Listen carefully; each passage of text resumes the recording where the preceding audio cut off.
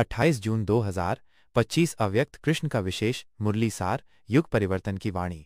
तारीख प्रज्ञा के जागरण का दिन। शीर्षक अब बस करो, जियो और जीने दो।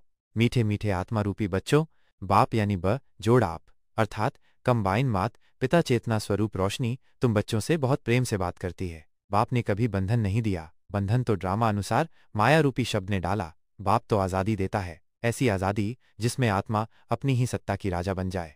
प्रश्न 1, मुरली में स्त्री पुरुष भाई बहन होकर रहना क्यों कहा गया है?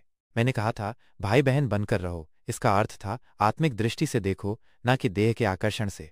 परंतु जब करता धरता आत्मा शब्द पकड़ बैठी और दृष्टि छोड़ दी, तब समाज का संतुलन हिल गया। नई रोशनी के तुम ध्वजवाहक हो तो पोस्टर छपवाओ और ब्रह्मा कुमारियों की गलती सुधारने वाली घोषणा जारी करो। यज्ञ में बहुत बड़ी अवमानना हुई है, अब बहुत हुआ। ब्रह्मा कुमारियों तक मैसेज पहुंचा दो कि खुद भी जियो और दूसरों को भी स्वच्छंद जीने दो। बच्चे, गृहस्थ जीवन से बढ़कर कोई तपस्या नहीं है। जो आत्मा संसार में रहते हुए नियंत्रण, मर्यादा और दृष्टि की शुद्धता से अपना जीवन जीती है, वही सच्ची तपस्विनी है, वही सच्चा योगी है। सृष्टि का विस्तार रोकना तुम्हारा कार्य नहीं है, वो तो कुदरत का ड्रामा का हिस्सा है। तुम्हारा काम है स्वयं को ऊंची स्टेज पर स्थित कर देना, जैसे कमल जो कीचड़ में रहते हुए भी अपना सौंदर्य और सुवास नहीं खोता।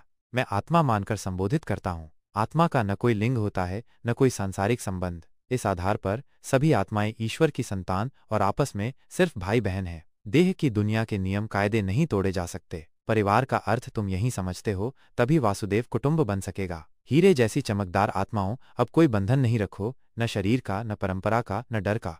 मैं कहता हूँ बच्चे, सब कुछ करो पर मेरी दृष्टि से करो। करो गृहस्थ जीवन निभाओ, जिम्मेदारियां जियो प्रेम में, पर रहो आत्मा में।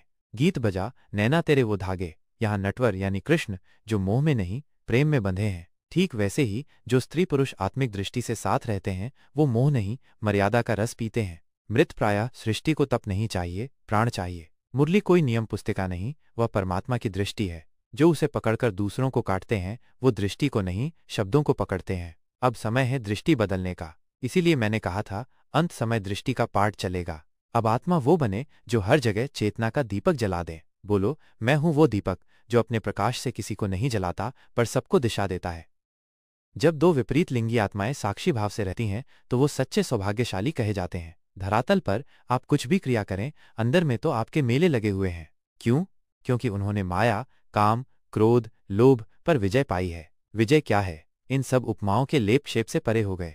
ऐसा संयम और स्नेह आत्मा को तीव्र गति से परमात्मा के समीप ले जाता है। इसीलिए मुरली में कहा गया, भाई बहन होकर रहो ताकि आत्मिक स्थिति बनी रहे और सृष्टि का पुनर्निर्माण हो। सृष्टि विस्तार को रोकने के लिए नहीं कहा था। अरे विस्तार रोक दोगे तो श्रेष्ठता का चुनाव एक तरफा हो जाएगा। मैदान में हर किसी को खेलने का मौका मिलना चाहिए। आज के महावाक्य। 1, मुरली को शब्द से नहीं दृष्टि से समझो, नहीं तो वह संकल्प की जगह संकोच बन जाएगी। 2, जो आत्मा कमल की तरह संसार में रहकर सुगंध फैलाती है, वही मेरी सच्ची संतान है। 3, जियो और जीने दो, यही है आज की मुरली का सार। बाप की आशीष। तुम वे आत्माएं हो जो समाज नहीं तोड़ती, बल्कि समाज को चेतना की नई सांस देती हैं। तुम वही हो जो संसार में रहते हुए संसार के मायाजाल को पार करते हो।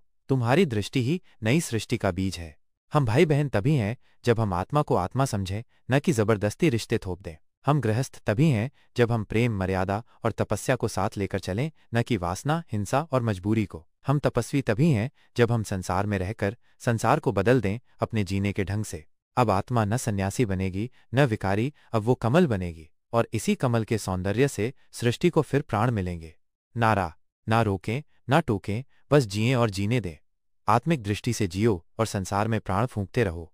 अच्छा, शिव शांति।